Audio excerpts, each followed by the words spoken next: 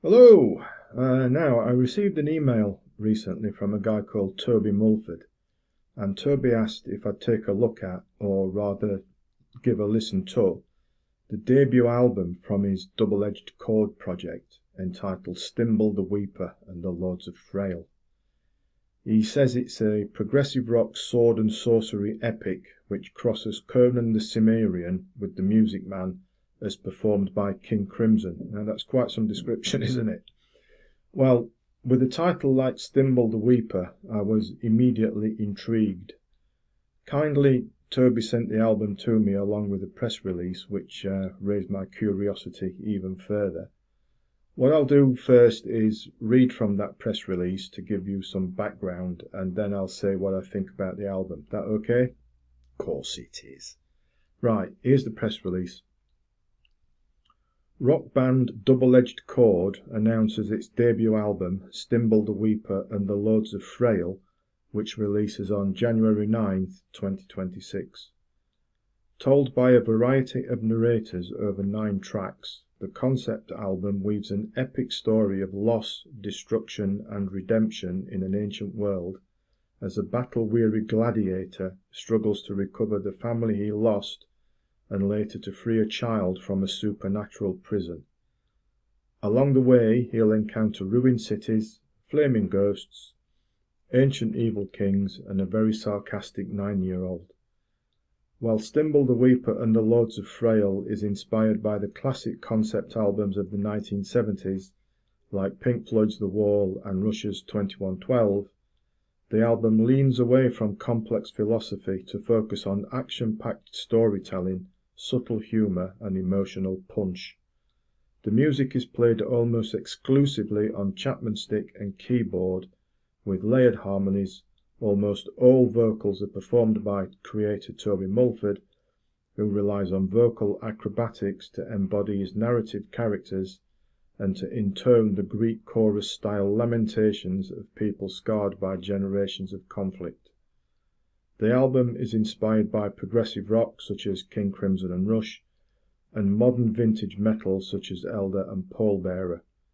It begins as an earworm in the composer's head, whilst driving a bus for summer camps in Northern Virginia, merged with character concept for a role-playing game and morphed into a full-length concept album after 4 years of frenzied basement experimentation.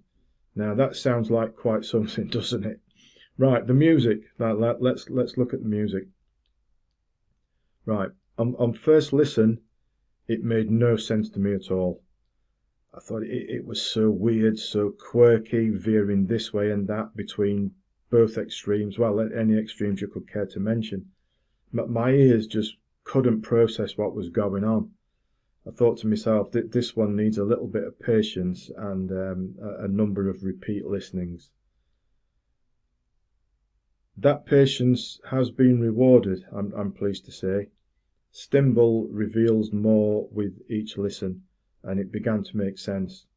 Eventually making much sense as my ears finally did get around all the changes of style, pace and subtlety, and even not so much subtlety rather, can't speak today. It veers from heaviness to quietness to the downright bizarre, inventive stuff as the tale of our hero Stimbal unfolds across the album. Now, from that press release, Toby quotes the likes of Rush and King Crimson as major influences for the album. I'd say that's about right, though chuck in my opinion, much Frank Zappa and a little bit of ELP as well. The masses of style and pace and offbeat time signatures do all work together somehow. Particularly for me, the opener, which is a 10-minuter entitled Prologue, The Fall of Phraille. It's got quite a bombastic start, then it flows this way and that over those 10 minutes, and it's quite something once you get used to it. The Ballad of Stimbal the Weeper is nice and punchy. City of Gold has a weirdly effective vocal style and bizarre hook. City of Ghosts does as well. You're Not Very Smart is it's a sort of a ballad, but not quite.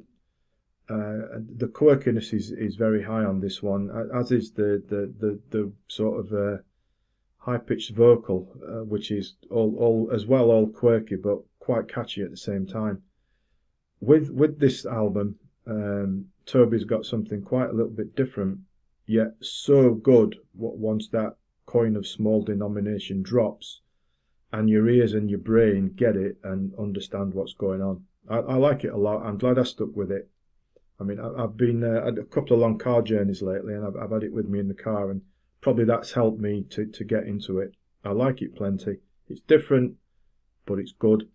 And check it out. Why not? You can listen to it on the Double-Edged Cord BandCamp page, which I will link to below. So go there, give it a listen, and see what you think. But I would certainly recommend it.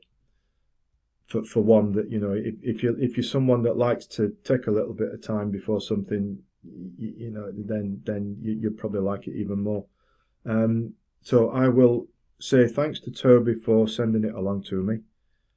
If you wouldn't mind, please, before you disappear, subscribing to the channel, because that would be marvellous. And as always, thanks for listening, thanks for watching, and take care.